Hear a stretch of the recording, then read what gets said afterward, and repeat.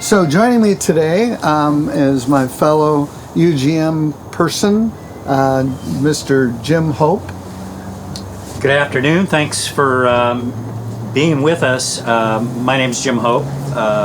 I'm the Client Services Coordinator for our Transitions program, which comprises 3 different facilities. We oversee 70 men that are in transition. Sure. Restoration House is the facility. Restoration House is our, we call it our reentry facility. 80% of the men coming into Restoration House come directly in from the Department of Correction. Another 10% are referrals from Marion County, federal agencies, Oregon Youth Authority, and then maybe another 10% are men that are, as an example, down at the men's mission and have reached that point of transition to where they can come over to Restoration House and start paying a fee, and just it's a growth opportunity for them. And we enjoy an absolutely wonderful partnership with Marion County folks. Austin Herman. Yep. And Michelle Stoltz. Yes. So a little bit about what your job titles and responsibilities are. And like you said, my name is Austin Herman. I'm a sergeant with Marion County Sheriff's Office in the Community Corrections Division. I've been with the Sheriff's Office over 14 years now, and I did this last year. I had the pleasure of being here last year as well. Last year when I was here, I was actually part of our Transitional Services Unit, and a lot of my job had to do with folks who are going to be coming out of the prisons and going in and doing reach-ins and some of those kinds of things and helping facilitate some of those things. And and this year I come here as a sergeant. Last year I was a deputy, and so progressing through. But it's a pleasure to be here, and I appreciate you guys inviting us this year. So super. Yes, I'm Michelle Stoltz. I started my career with Marion County in 2012 at the jail, and in the last 5 years, I've been a parole and probation officer with Community Corrections, and Austin is my supervisor. Oh, okay. Now, did Kevin Carbondi used to be in? Yeah, he retired recently. He did? yeah, about a year and a half ago, Okay, maybe. okay. Now I'm tracking who's Yes. all moved to, and was doing what. So we really want to focus today on how we are serving a unique part of our community, and that is men and women coming out of incarceration. And Jim, maybe a little bit of history of how Restoration House came out to be and Sure. what we do. Through some great support from our community, the UGM was able to acquire Restoration House, which had been operated by a different ministry, and so as stated before, we're primarily a Restoration House involved with men that are in the prison system. It all starts while they're in prison. All the release counselors are aware of us, and they will go ahead and get the process going for the men, and we receive their application, do interviews with them by phone, and I think on average about 18% of all men releasing from the Department of Corrections come into Restoration House every year. Wow. And the men can stay up to 2 years. Usually when they come in, they're provided with what we call a subsidy, which covers their program fee for a couple of months. We're like-minded that we know that it's going to take a little bit for these guys to get going, and so we're focused on just encouraging them, helping them to become a little more transparent with themselves and build that trust relationship with them, which maybe they haven't had in the past. So that's our primary focus, is helping their development, helping their spiritual development, and providing them with a safe place where at one point we're speeding them up because we kind of have a feel of the process, but we're really trying to slow them down and just start to focus on themselves. A lot of the guys that come in have some sort of substance abuse history, so at the same time in the application process, we're doing assessments and forward those to Bridgeway, who provides wraparound recovery services for them. So by the time they get to us, we're ready to go with them. We have a pretty good idea who they are, and like I said, they can stay up to 2 years. Last year, the average stay was 239 days. Wow. And that goes from anybody, unfortunately, that maybe showed up and was here today and gone tomorrow, to guys that stay the full 2 years. And then we have this ability for guys that want to continue on to go over to our Greer Street property, which houses 19 guys. And I don't know if I mentioned, but Restoration House, we house 47 men. 31 of the beds are in dorms, an 11, 10, 6 4-man dorm. We have some singles, doubles, and a triple in it. It's kind of the same kind of the growth opportunity as they move along. At some point we go, hey, we have a single, double. If they've been doing everything they need to do, we'll move them into one of those. And there's a lot that goes into those considerations. Maybe for somebody that does have some substance abuse problems from their past, that maybe being isolated isn't the greatest thing for them to begin with. So we, we're always taking into consideration what their needs are and doing our best to make good decisions for them. We do UAs, drug alcohol testing. We want the place safe, and everybody comes in doing the same walk, apprehensive, not knowing what to expect, and I think I'm not just saying it, but they almost immediately kind of feel the calming presence, and the men in the house are a tremendous asset for our guys to be able to move forward. We play our part, but again, the men in the house do a great job of welcoming and encouraging and giving them ideas as far as work opportunities out there. So they're launching from incarceration back into our communities. Yeah. And other than the first month or two of subsidy from Marion County, they're paying rent. They're working. They're saving money up. They're, and they're all in this home together. So that a tremendous sense of community is what's part of the recovery process. So from Marion County's perspective, our partnership involves you guys really mobilizing with Department of Corrections, 6 months before? Describe a little bit about what that prep process is before the men who are incarcerated are released. Yeah, do you want me to take that piece since I was doing a little bit of that before? Yeah, so we do what are called reach-ins, and we have somebody who, when people are getting ready to get out into the community, being prepped for, that starts at the Department of Corrections. We get notified of release dates and some of those sorts of things, and we go into the prison and meet with those folks who are going to be getting out. We work with the release counselors to make sure that they have a place to go. We can help facilitate conversations and things like that in terms of locations and whatnot. So those conversations start in the prison with us. We physically go into the prison and have those conversations. If somebody wants to have a one-on-one reach in, sometimes, and they're not local, and let's say they're in Eastern Oregon, we can facilitate one-on-one phone calls, or we can have those conversations about what to expect, what's needed. Here's what getting out's going to look like for you. Here's what supervision's going to look like for you. What are some things that we can do to come alongside you in this process, and some of those sorts of things. And so that all happens sort of before people get out. And I think the release counselors are an important piece of this, because it's through the release counselor that a lot of those arrangements are made with the Restoration House, let's say. And I know the Restoration House has been an amazing community partner in that. There's a lot of folks who, based on their histories and things, really have nowhere to go, and based on their lack of resources, lack of family support, some of those kinds of places, just have nowhere to go.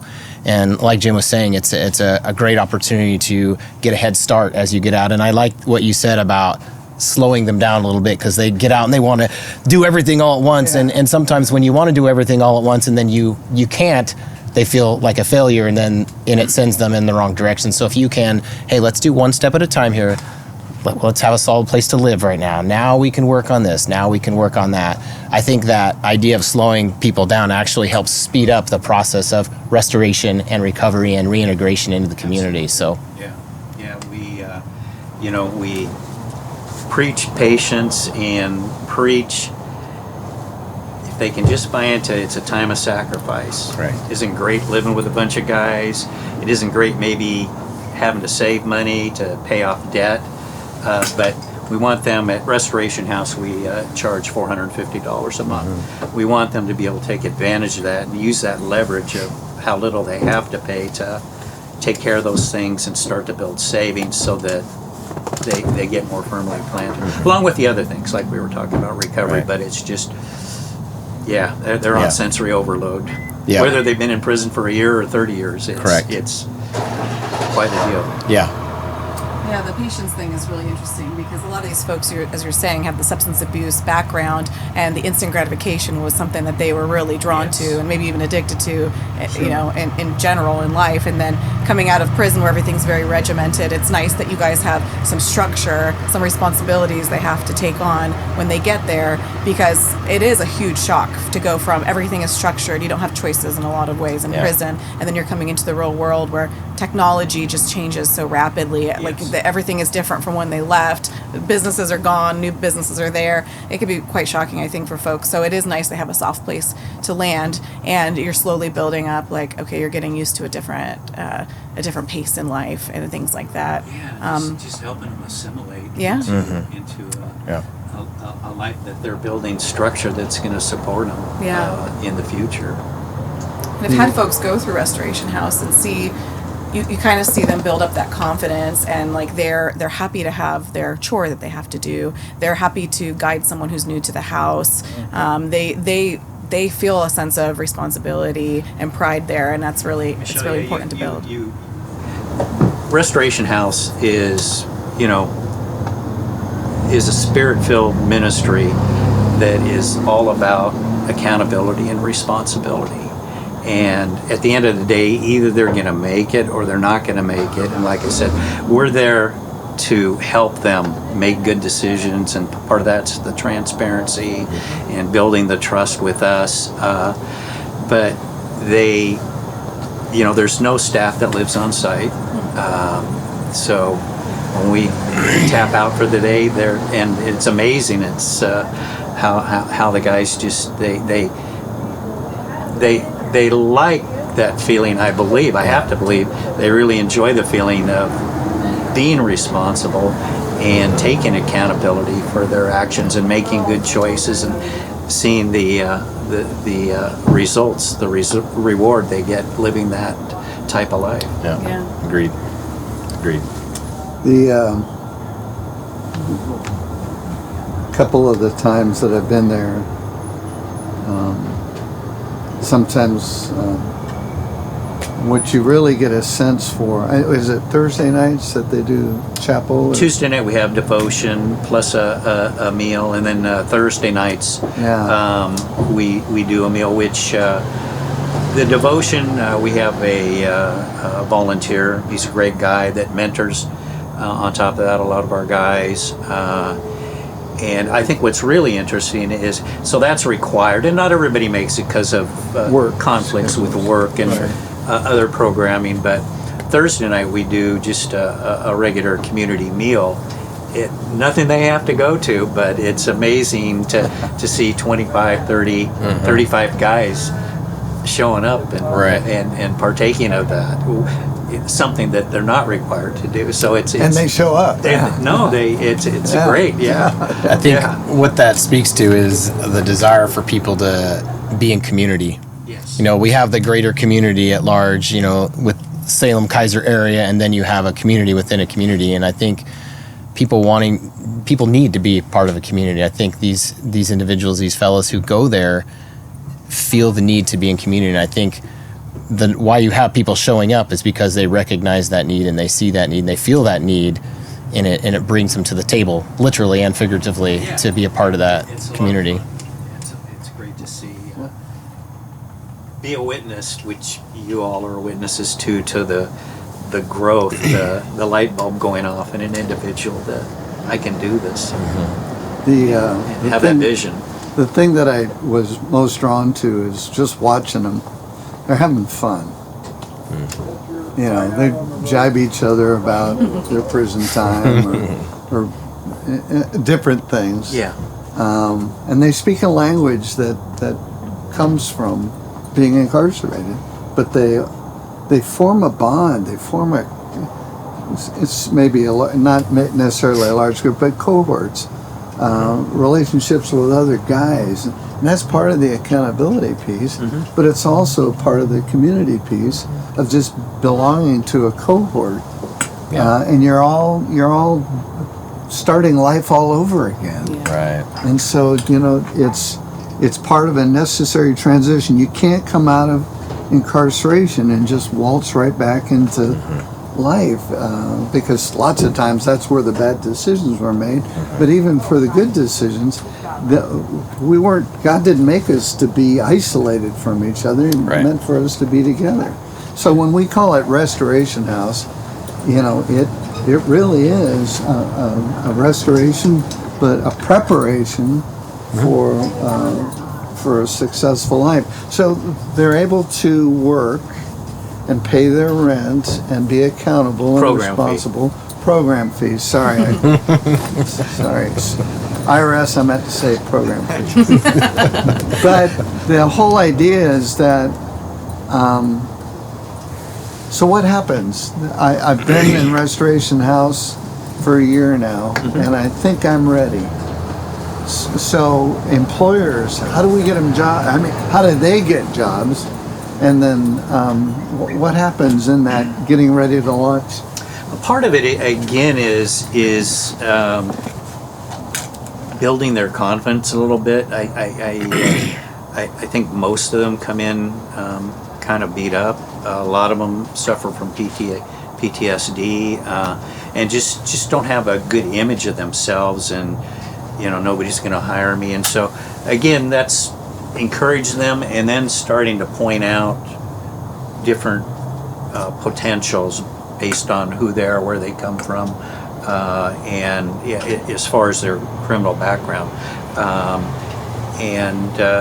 Again, the men in the house have a pretty good pulse for what's going on. A lot of the men come out and among other companies will direct them to the different staffing agencies, and that seems like that's a really good start for the guys. A lot of guys end up starting with a staffing agency. A lot of guys end up kind of like working full-time for this company through a staffing agency. So that's a great start, and you know, it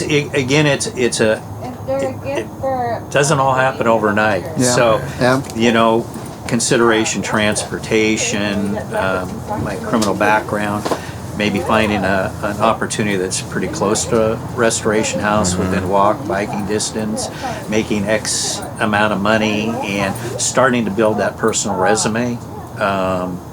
And down the road, so that maybe they can go to another employer that can offer them something a little bigger and better, and they have this, hey, this is my resume, this is what I've done. So if they're willing again to buy into the sacrifice, and it isn't going to happen overnight, that they can be very successful. We had a guy that came to us.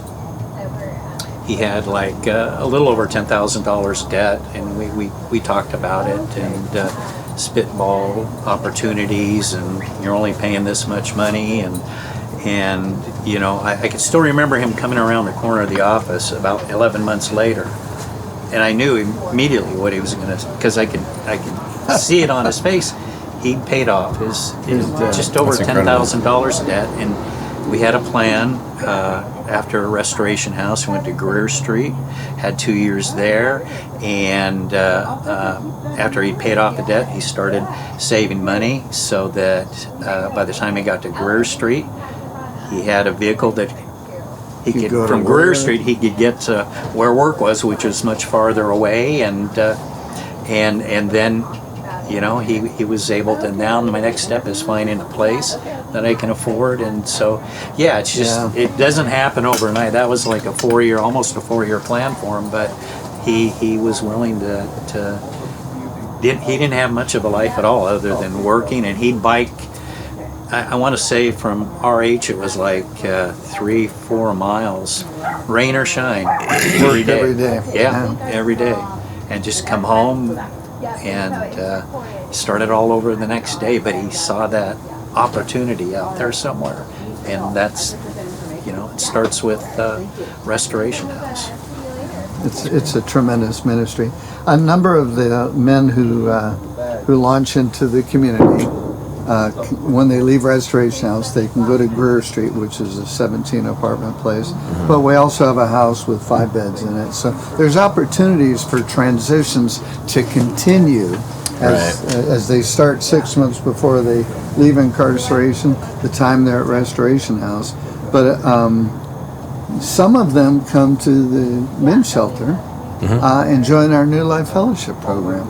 And our New Life Fellowship program is a 14-month experience of voluntarily seeing what the Bible says about who we are and how God made us, and that there's forgiveness in a life scattered with guilt and shame. There's value and worth.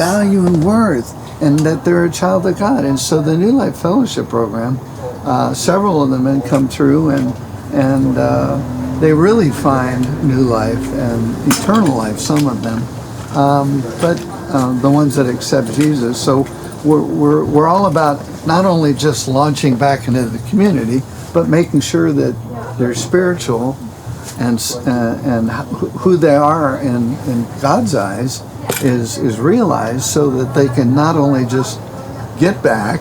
The idea isn't to get back; it's to move forward.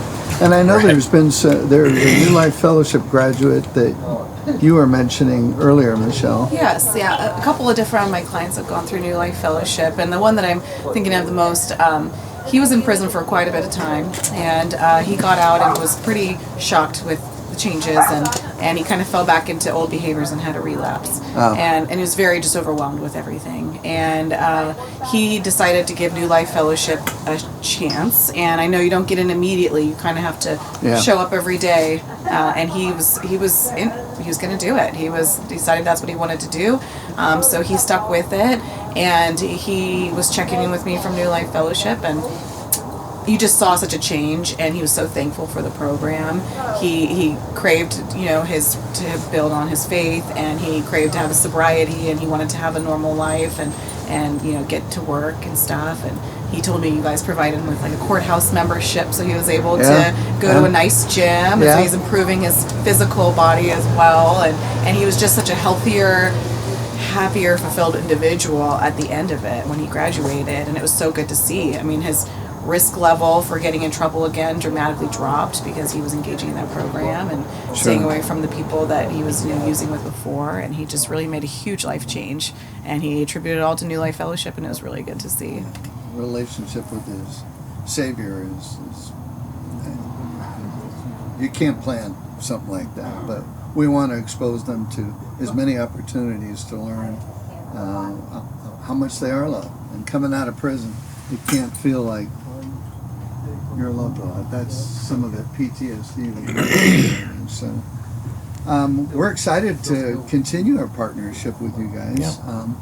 Any idea how many people are released? I'm begging for a number here, but I can't give you a number. I should have. I could have looked, but I know the 2022 numbers. If you're talking about, there were 345 men that released into Marion County from the Department of Corrections. If that's what you're asking. I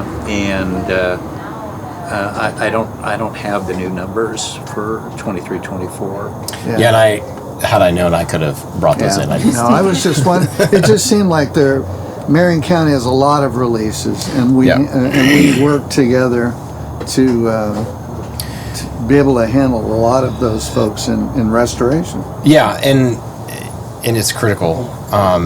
Michelle was talking a little bit about risk, and as we have people that come into your program, and when they get out of prison, they're at higher risk to continue down the road that brought them there. And And obviously our goal on supervision is to reduce that risk to recidivate, which is reduce their risk to commit new crimes that lead them back into their involvement in the criminal justice system, whether it's through jail or prison or et cetera, and which of course is great for our community, right? And I think the partnership that you guys have with us and that we have with you is a vital piece of reducing those risks and helping people come to the point where they're at much lower risk to continue in the behavior that got them in trouble. And oftentimes people, when they come in, they can express that they want to come to a point where they're not a drag on society, or they're not a consumer of society's resources, but they want to have an opportunity to give back and be able to be those productive members of society that do that. And I think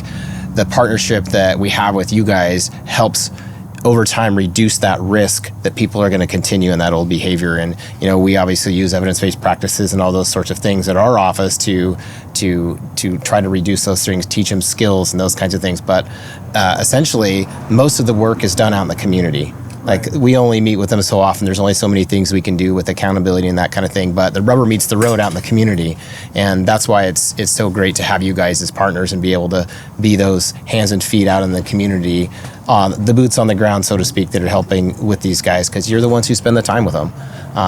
And so it's great to have that partnership, and we really appreciate it from our angle. We really appreciate you and all that you put into it, because I see all you community correction people out there coming in, guys going in for meetings. It's part of what we do. It's you guys are helping them, creating a little structure for them, and again, helping to build their confidence and kind of being their cheerleader. And for us, and I know for you, grace is a huge part of what we do. So our men, they're not angels. They're learning. They're learning this new life, and they stumble here and there, and that's where grace for us, it's just not, all right, you're one and done. You try to figure out what's going on, and again, fill those gaps to help them. And I know that's and part of what you do too. For sure. And I see grace, accountability is part of that process of grace, right? There's accountability followed by, okay, now you have another opportunity. And so that willingness and ability to provide that structure and have consequences, frankly, is part of that process of grace that helps reintegrate these folks. And I guess probably the big question is, if there wasn't a restoration house, these men that are becoming successful and having successful stories, if there wasn't a restoration house, where would they be? Where would they go? And so RH plays an important part in this community, providing this to the men that otherwise maybe that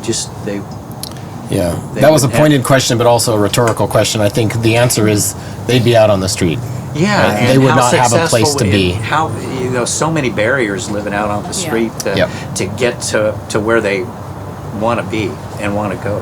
Right. Which is why we're so thankful also for UGM. A lot of folks, they might have good intentions before they leave, but then they kind of crave not having any rules or structure when they get out. And they want to go back to being homeless because there's positives for them in some way, not being accountable to anybody. But I think eventually those folks want to change too sometimes, and they don't want to be houseless anymore. I mean, how cold does it get, and how unsafe can it be for them? And the UGM is there for when they're starting to dip their toes in of like, do I want to have some housing, some structure? Do I want to have a different life for myself? And it's so nice because they get so many chances there, and it's very low barrier. Like, their criminal history doesn't matter, that they might be under an influence, it's just, if they have that want, and you guys are there to be there for them, which is so nice, because there's no other place like that they can go and get second chance. Even if they get in trouble and kicked out, they get second chances for after a conversation,